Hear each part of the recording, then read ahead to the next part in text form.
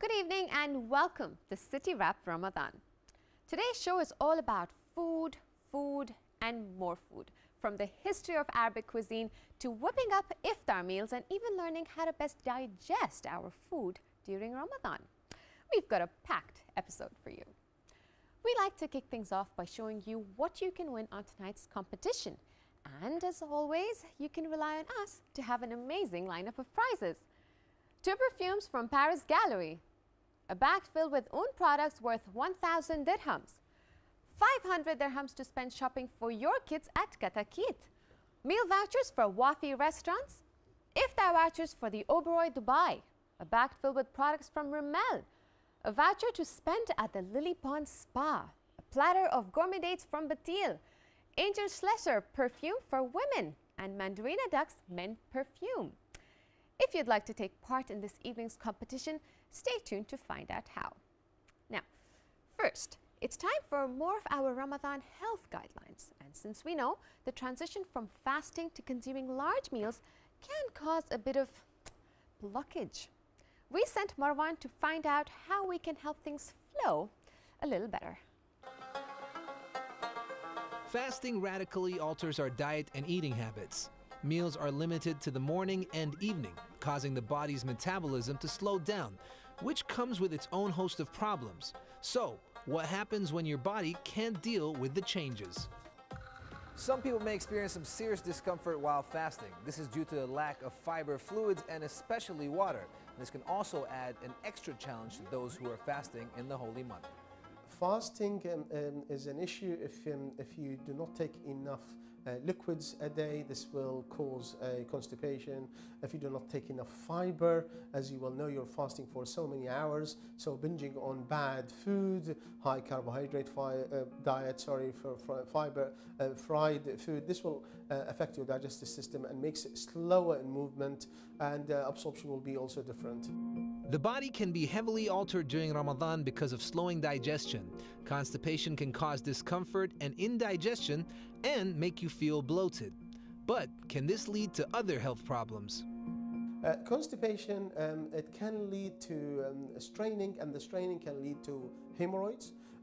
Most patients who are pregnant, they do suffer from constipation due to hormonal effects, and this by itself can lead to abdominal pain and regular visits to the doctor. Some patients will develop hernia in the abdominal wall because of too much straining. Others, which are in the extreme circumstances where they will have rectal prolapse, part of the colon comes from the back passage.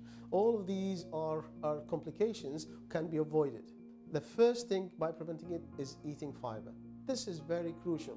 We rarely eat fiber these days because of our hectic times, our working hours, so we need to increase the fiber in our diet. The second issue, drinking water. If I ask any of the patients coming to me, do you drink 2 to 3 liters a day? They say no. 6 to 8 glasses of water per day, this will prevent for you constipation. Exercise is a very crucial factor. Having walking, at least brisk walking every day, half an hour, it's fine.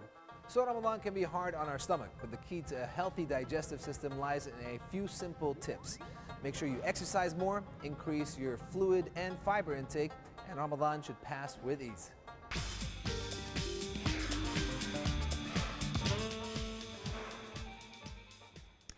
Thank you to Marwan for that interesting report. Now, since it's the weekend, it's the perfect time to inspire you to plan a few unique outings with our daily Ramadan calendar.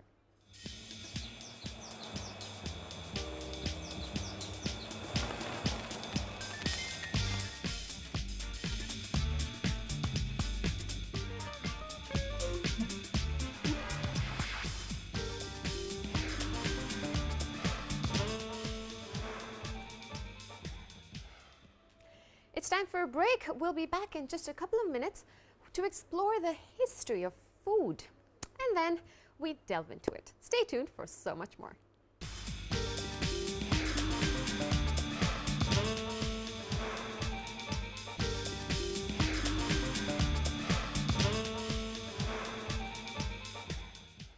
Welcome back to City Wrap Ramadan.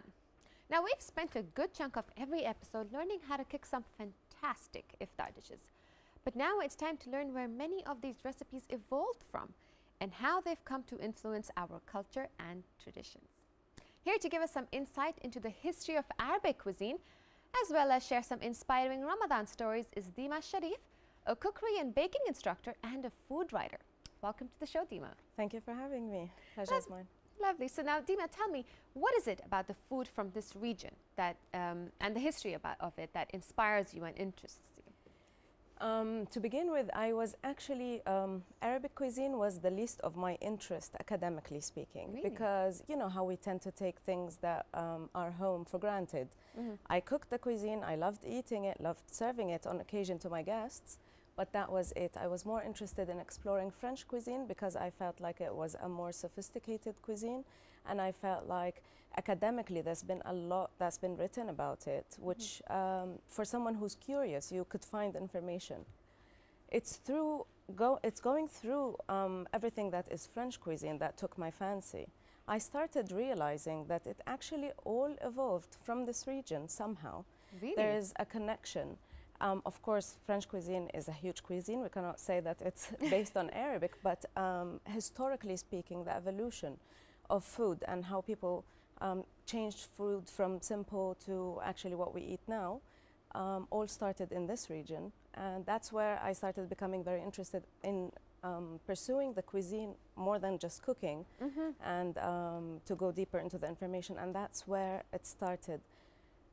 Going through it, I have been finding it really fascinating, which is exactly why this Ramadan I decided to share it with all my readers. And yeah.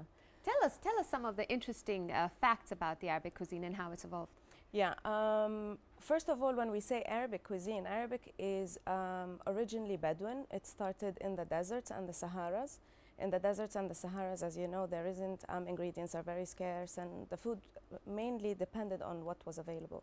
And that was basically the meats and the stews of the meats and some breads and the occasional vegetables that could grow in the desert, one of which is truffle, believe it or not.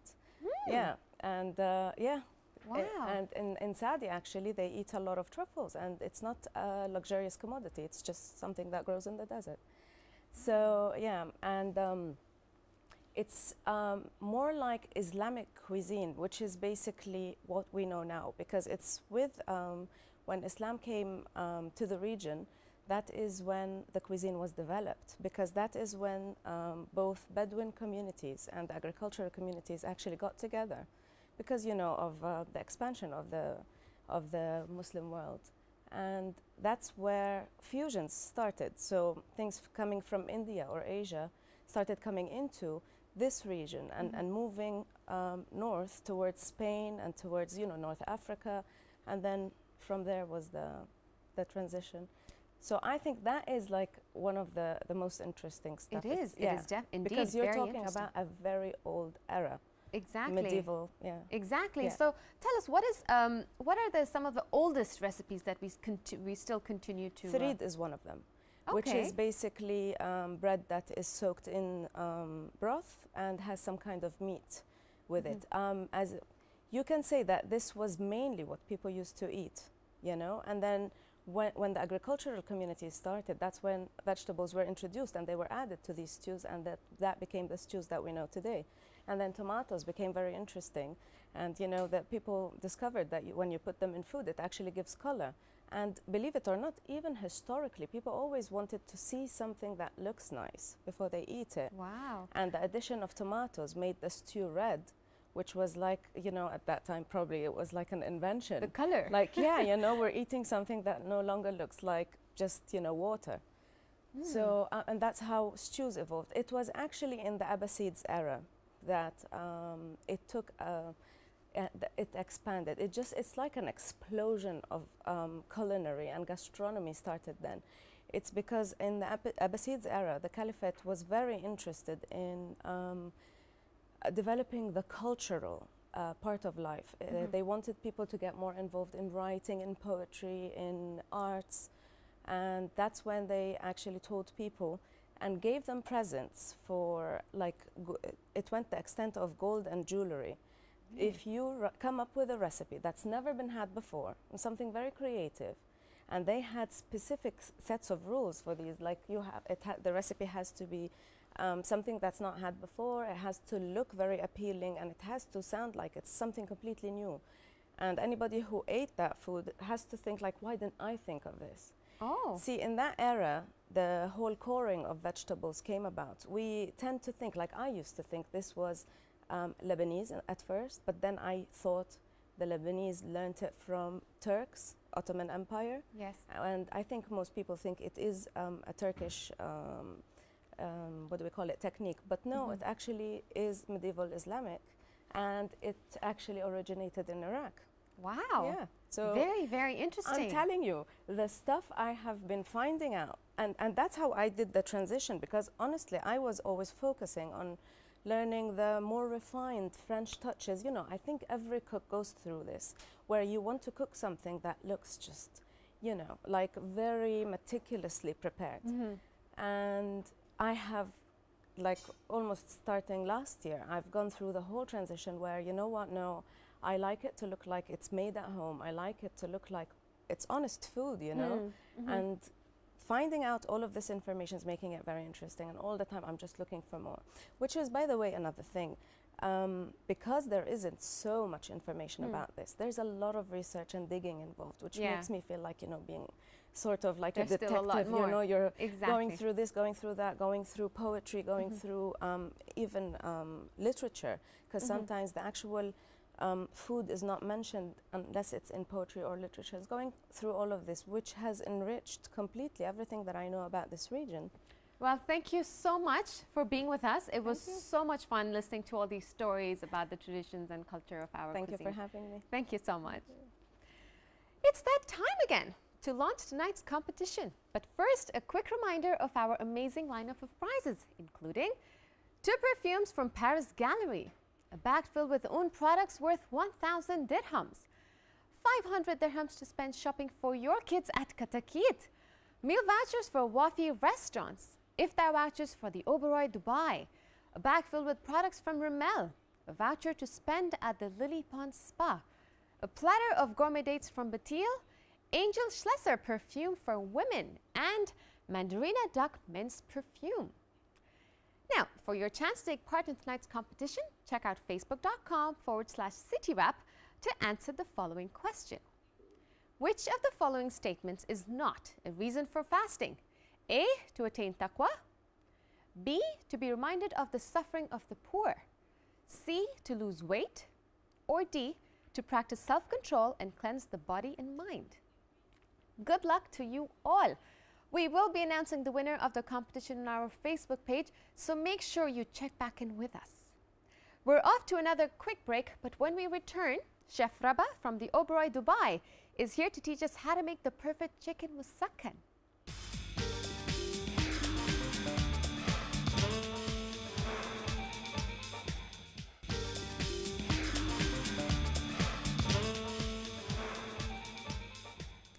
Welcome back to City Wrap Ramadan. And Chef Rabah Samra, welcome to our kitchen. Good evening. Good evening. Thank you. Are you all set to show us how to make the best chicken musakhan? Yes, basically today we want to share with you some recipe where I hope you viewers will like it. Sure we will. So let's get started, Chef. Tell me, what's the first thing we need to do? Today we're having chicken musakhan, dish which is Palestinian. Basically, we know Arabic food is gonna be bulky, but today we're gonna represent it in a little bit contemporary set. Ah, yeah. nice. I want to go through the recipe first of all, where we can clarify the dish. Okay. We're having julienne onion, roasted chicken, julienne. We have salt, sumac powder, and olive oil. That's for the start. We add olive oil. All right. And then we wait until it gets a little warm. bit warm. Okay. So once the oil is hot, we're going to throw in the onions into it. Yeah. Okay, Chef, absolutely. why did you choose this dish for today? Basically, this dish is spreaded quite well in Middle East. Is it a good iftar meal? Does it make a good iftar meal? Basically, you have a balanced meal. First of all, you have almost half ingredients is vegetables, and you have chicken. Okay. and you have the bread, which is the starch, which is So made it's a out bit of of the barley. everything. Yeah, exactly. Interesting. That's good. Okay, so how long do we keep the onions in for? Basically, we will saute it until it's limped,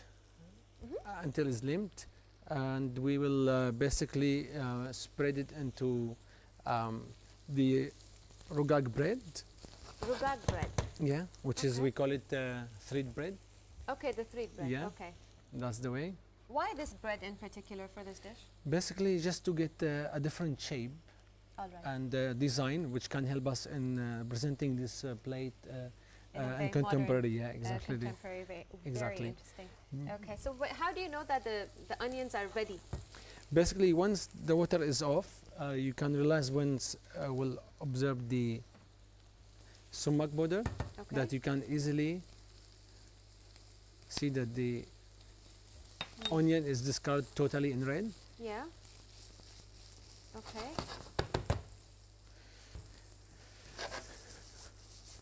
Okay, I think we've got about. Okay. Yeah. And then we Yeah. add, for some reason you will discover soon, Okay. Suspense. I'm having a little bit onion out. We'll take Okay. half. Why is that you're doing? Basically, I want to do onion mold. Okay. Okay, a little bit olive oil. All right. Some Just more olive oil to into have the some pan. Chef, we've moisture. got about 5 minutes left. Yeah. And in goes the chicken. Then the chicken. Yeah. Um,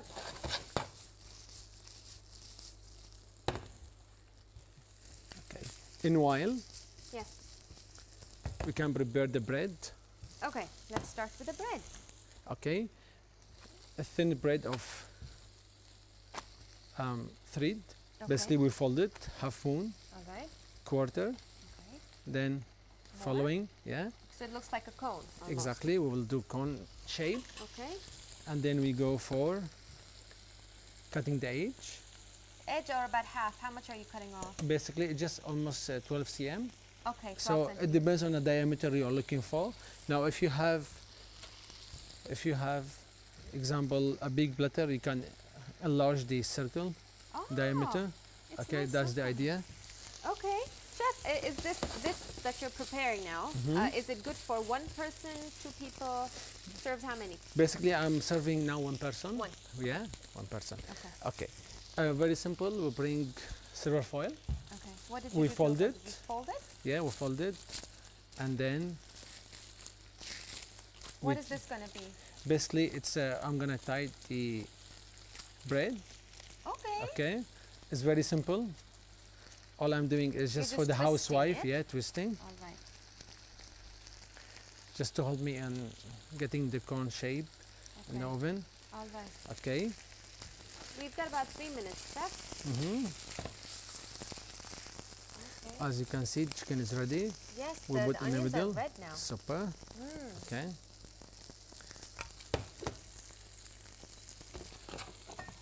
It looks like a very simple dish to prepare. It is very simple. It's basically it's a journey to go through. I like how you made a little pouch out of it. Super. And then now, see, we just bake it. Into the oven? Yeah. For how long? It's Do for we leave 2 to 3 minutes at 200 degree. 2 to 3 minutes. Yeah. 200 degrees. Okay. Okay.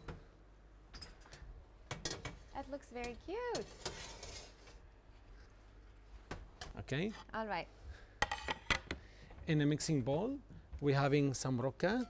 Okay, Chef, we need to start plating the dish. Okay. We're out of time. Super. Okay. So dressing, which is lemon juice Okay. and sea salt. Sea salt And and some- some pepper. Yeah. Okay, Chef, should I get the dish out? Please. I can have a help feeling please. that it's burning. It's No, it's not. at It's all. perfectly It's gold. 4 to 5 minutes. Oh, how pretty does that look? Okay. Are you going to pour this anywhere? Yeah. Is it going to go into... Basically, Over the I'm gonna salad? get just only the foam. Okay. Oh, just the foam. Yeah. Okay, that's a very... Looks like a very refreshing salad. Super. Okay. Okay. basically, and then we have some micro. So we're getting the and garnish the out. foam, Okay, pretty. basically, we took aside the sautéed onion. Are you going to use that to garnish anything? Yes, yeah. That will help us in molding. Okay. Okay.